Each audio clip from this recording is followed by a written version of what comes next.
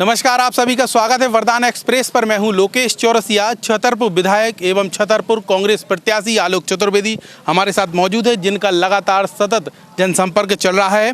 और ये नेगवा गांव है, आपका लगातार संपर्क चल रहा है। किस तरीके से ये संपर्क अभियान जारी है? देखिए, जब से कांग्रेस पार्टी ने प्रत्याशी घोषित किया है, लगातार मैं अपनी विधानसभा क्षेत्र में चुनावी मूड में लोगों के बीच में जनसंपर्क कर रहा हूँ। वैसे तो पिछले 5 साल में मैं लगभग हर वर्ष मेरे 2 चक्कर या 3 चक्कर हर गांव में लगते थे, लेकिन अब चुनावी माहौल है। अब चुनावी माहौल के हिसाब से जनसंपर्क जारी है। हमारे नेगवा गांव का पूरा समुदाय आपके सामने यहाँ खड़ा है। मैंने 5 साल जो इनकी सेवा की है, उसी का ये प्यार और आशीर्वाद हमें नेगवा से मिलता है। आप स्वयं देख सकते हैं कि नेगवा के लोगों के क्या उत्साह है, क्या आगे के लिए उनकी चुनाव की तैयारी है, ये मुझे कहने की आवश्यकता नहीं है। आपके विधानसभा क्षेत्र में आपके द्वारा किए गए कौन से कार्य की सराहना सबसे अधिक हो रही है? देखिए, सबसे पहले जिस गांव में आप खड़े हैं, यहाँ पर नेगवा में तालाब बनने जा रहा है। आप नेगवा वासियों से पूछिए, काम शुरू हो गया है।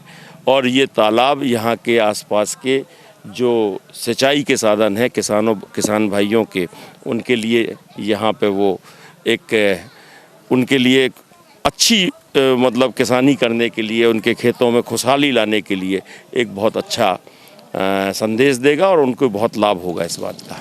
विपक्ष में विधायकी की है आपने, तो ऐसे में किस तरीके के संकट झेलने पड़े थे? और अब जब चुनाव हो रहे हैं तो जनता का सहयोग कैसे मिल रहा है? देखिए, विपक्ष में भले ही रहे हम, लेकिन अपनी व्यक्तिगत संबंधों से और आवश्यकताओं को पूरा कैसे किया जाए, चाहे वो सड़क रही हो। यहाँ पे एक गलनियन पुरवा करके बगल से गांव है, उस गांव में कितने साल से सड़क ना थी? 60 साल से ये खड़े गलनियन पुरवा कबहू भाई नहीं है।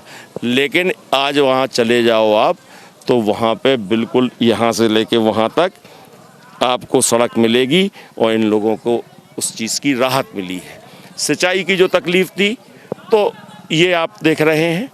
इसी तरह पेयजल की समस्या को दूर करने के लिए 250 करोड़ की योजना मंजूर की थी 19 में, समूह नल जल योजना, और आज उसका भी काम शुरू हो गया है। 1 साल के अंदर अंदर हमारी विधानसभा के 130 गांव में पेयजल की सुविधा भी हो जाएगी। विपक्ष में रहने के बाद क्या काम नहीं होते हैं, वो तो जनप्रतिनिधि के ऊपर होता है कि वो काम कराने में कितनी उसकी दिलचस्पी और कितना काम करना चाहता है।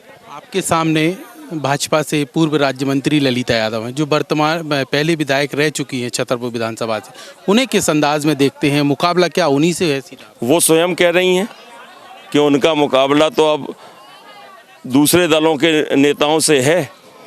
वो मुझे तो ये मान के चल रही है कि ये तो बहुत आगे निकल गए हैं। तो अब तो हमारी बसपा और भाजपा की लड़ाई होनी है कि हम उसमें 2 या 3 पे कौन रहता है। मुझे तो वो गिनती से ही बाहर कर चुकी हैं कि एक नंबर तो जाने कहाँ पहुँच गया है। भाजपा तो कहती है कि हमारी लाडली बहना योजना है, उसका सबसे ज़्यादा फायदा भाजपा को मिलने वाला है। ये जनता से पूछो आप कि लाडली बहना, ये लालच आम जनमानस को इससे कुछ भी नहीं मिलने वाला है। आपने लाडली बहना दे के 3 महीने या 4 महीने लोगों को आपने उस जगह धकेल दिया है कि कुछ लोगों को मिल रहा है लाभ, कुछ लोगों को लाभ नहीं मिल रहा है। जो हमारे बुजुर्ग गांव-गांव में हैं, जिनको पेंशन का लाभ मिलता था, उनकी पेंशनें बंद हो गई हैं। इन 3-4 महीनों से आपने उनकी पेंशनें बंद करके उन बुजुर्गों को परेशान करना शुरू कर दिया। दूसरी तरफ आप बहनों के मामा बन के आप वाहवाही लूट रहे हो। ये कहीं का न्याय नहीं है। ये इसका जवाब आने वाले चुनाव में जनता जरूर देगी। पज्जन चाचा का नामांकन भरने का शुभ मुहूर्त की तारीख क्या है? 30 तारीख को नामांकन भर रहा हूँ। और मैं अभी गांव में भी मैंने बोला है कि सब लोग खेलग्राम पहुँचें नामांकन भरने। हम सब लोग पूरे क्षेत्रवासी एक साथ जाएंगे और पूरे सबके साथ में जो नामांकन भरने का मज़ा है, वो अकेले नामांकन भरने का मज़ा थोड़ी है। धन्यवाद। तो इस तरीके से कांग्रेस प्रत्याशी आलोक चतुर्वेदी 30 तारीख को नामांकन भरेंगे और उनका यही आह्वान है कि क्षेत्र की समस्त जनता हमारे साथ रहे और साथ में चलकर नामांकन भरे, क्योंकि ये चुनाव खाली उनका नहीं बल्कि क्षेत्र की जनता का है। कैमरामैन राहुल माली के साथ लोकेश चौरसिया, वरदान एक्सप्रेस।